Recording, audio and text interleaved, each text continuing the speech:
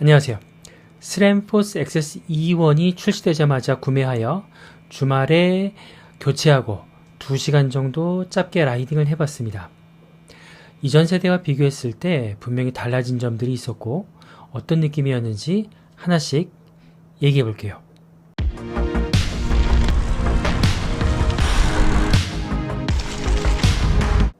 저는 스램포스 XS 1세대가 처음 출시되자마자 해외 직구로 구입해 잘 사용해 왔습니다.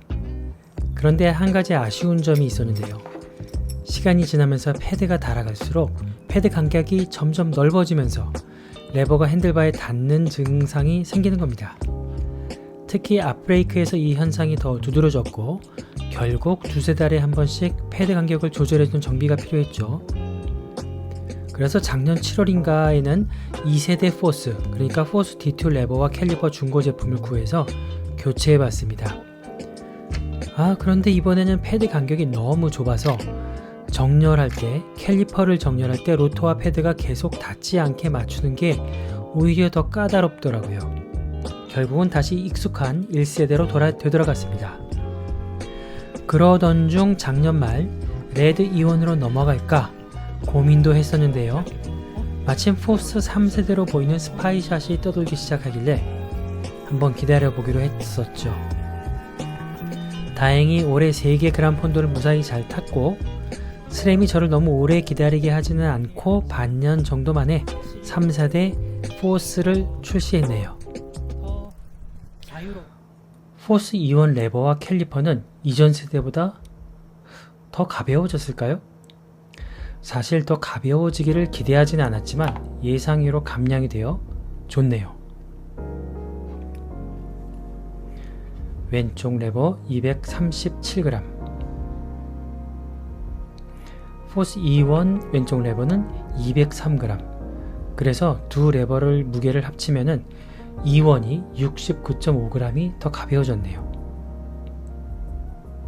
캘리퍼 무게도 비교해 보도록 하죠.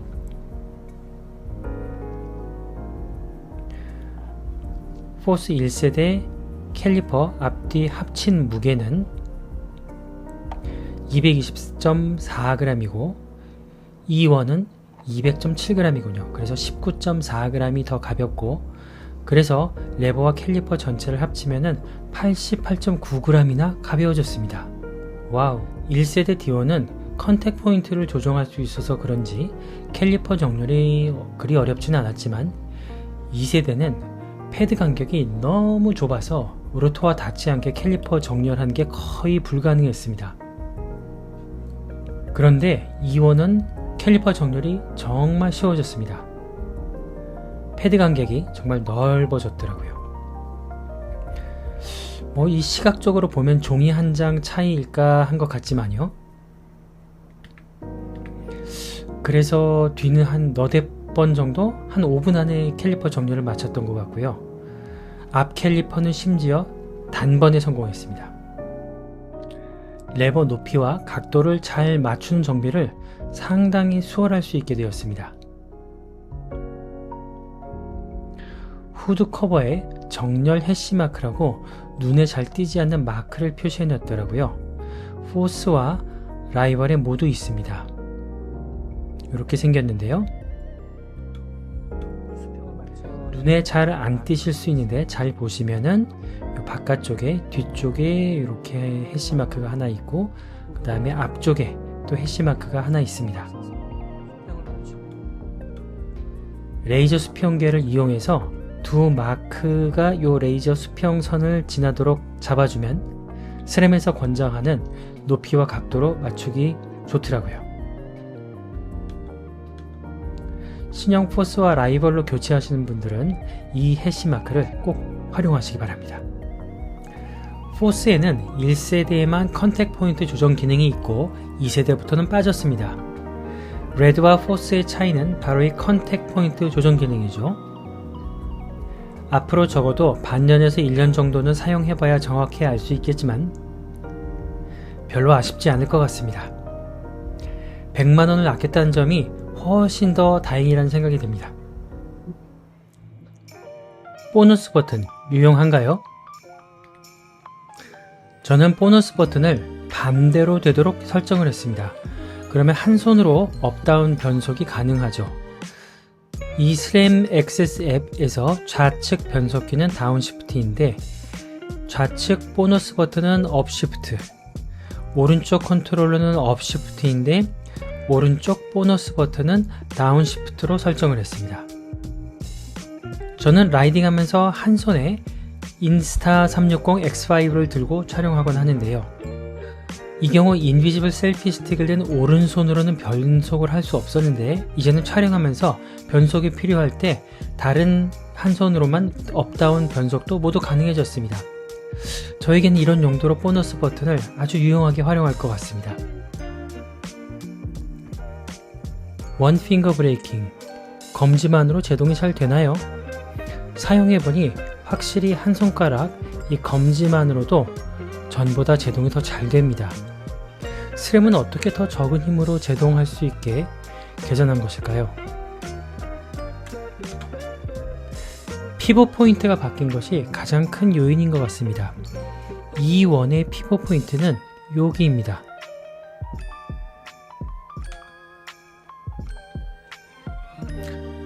(1세대) D1의 피벗 포인트는 이거 초점이 잘 안 맞았네요. 바로 여기입니다.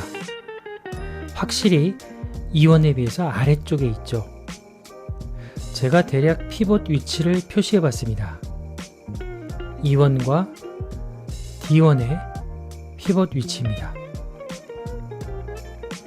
이번에는 높이 차이를 알기 쉽도록 선을 그어 봤습니다.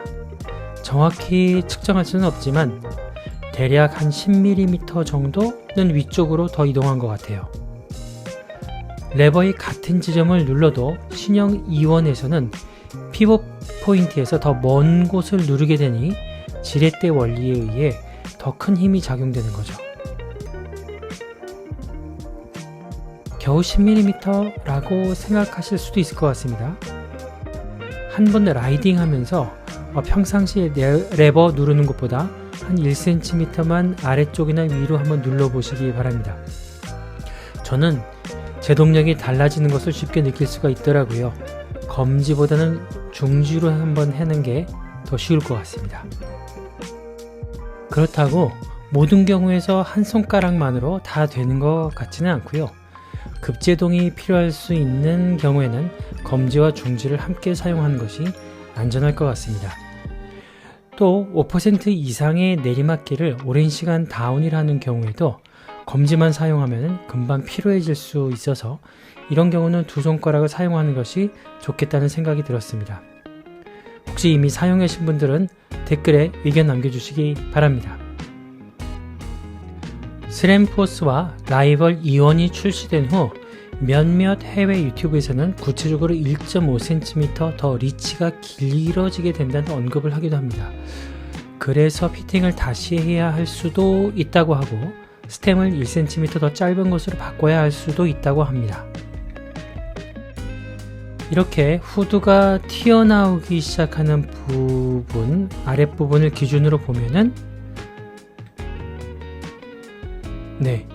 E1에서는 약간의 여유가 이렇게 더 생기긴 하죠.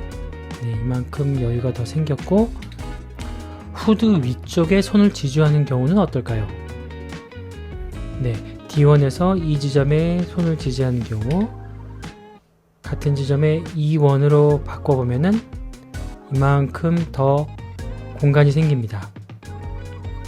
그런데 제가 보기에는 1cm 미만인 듯 보이네요. 여러분들 보시기에 어떠신가요?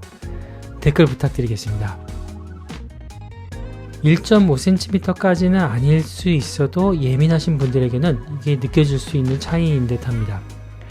저는 아직 짧은 라이딩밖에 못 해봤지만 스템 길이를 90에서 100mm로 늘리고 싶은 생각을 하기도 해서인지 모르겠습니다만 피팅을 다시 할 필요는 전혀 느끼지 못했습니다. 후드 아래쪽 공간은 E1이 훨씬 넉넉합니다. 이렇게 구형에서는 절대 4개의 손가락이 안 들어가지만 신형 E1에서는 이렇게 넉넉하게 4손가락이 다 들어갈 정도입니다. 이 캘리퍼로 측정해 보니까 약 10mm 정도, 1cm 정도 더 공간이 있는 것이더군요. 참고로 저희 장갑 사이즈는 스몰입니다. 후드 포지션.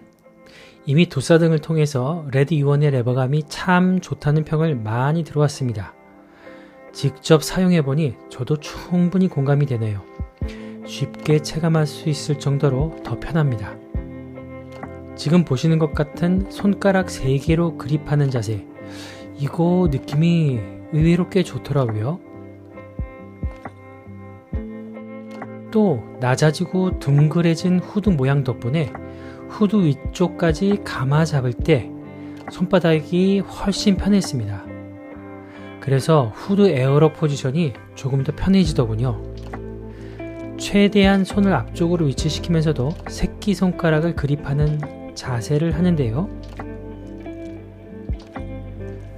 기존보다 이 손의 위치를 1cm에서 2cm 정도 더 앞으로 나가게 할 수 있어서 팔꿈치에 더 가까운 부위로 핸들바 탑에 위치할 수 있게 됐습니다.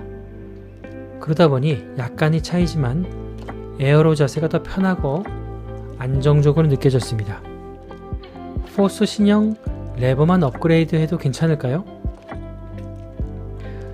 쉽게 느낄 수 있는 모든 것들은 제 생각에 레버로부터 비롯되기 때문에 저는 레버만 업그레이드 하는 것도 충분히 가치가 있다고 생각합니다. 더 적은 힘으로 더 강한 제동이 되는 것의 상당 부분은 이 레버에서 피봇의 위치 변화일 것으로 생각합니다. 후드를 잡았을 때 더 편안한 느낌, 이것도 정말 쉽게 체감 가능하고요. 레버에서 훨씬 더 많이 무게를 줄일 수 있기도 하죠. 그 다음에 넉넉한 패드 공간, 이건 잘 모르겠네요. 캘리퍼 요인이 클지 레버 요인이 클지 말입니다. 이건 저도 더 오랫동안 사용해보고 알 수 있지 않을까 싶네요. 그래서 좌우지간 레버만 업그레이드 하는 것도 굉장히 괜찮은 방법일 것 같습니다.